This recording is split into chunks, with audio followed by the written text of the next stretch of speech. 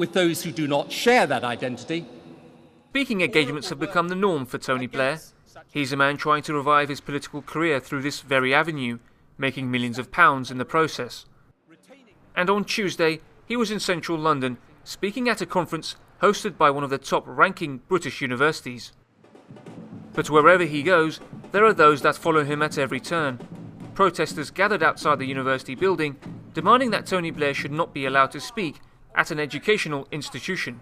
I have no idea whatsoever why a university would be suggesting that allowing Tony Blair and John Reid to come here and basically promote the sale of arms is just outrageous. And that's why all these people are here today to demonstrate, because it's, you know, once again, a shocking indictment that some people seem to think it's okay for a former Prime Minister to be walking around freely, having lied and deceived a country into a war. The invasion of Iraq was the main theme of the protest. Demonstrators want to make sure that Blair never forgets the innocent lives that were lost due to a war he helped initiate.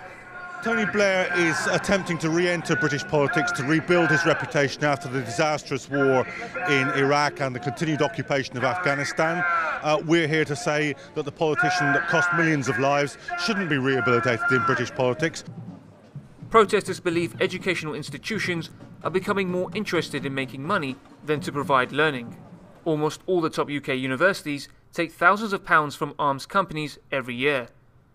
More than 20 top universities between them received at least £83 million from arms companies and government military agencies. Education should be about improving the condition of humanity, not ending the lives of a significant section of it, which is what the arms industry is about. So there's a complete incompatibility with taking money from arms industries and the supposed aims of a higher educational institution.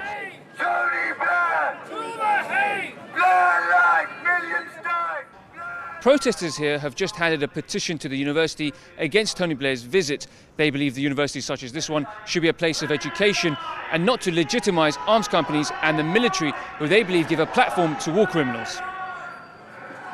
Students at the protest voiced their disappointment at their own university's willingness to allow Blair a speaking platform. And we will get him one day. We need him out of the public eye because he has caused so much terror to so many people's lives. Woo! He has killed, he has maimed.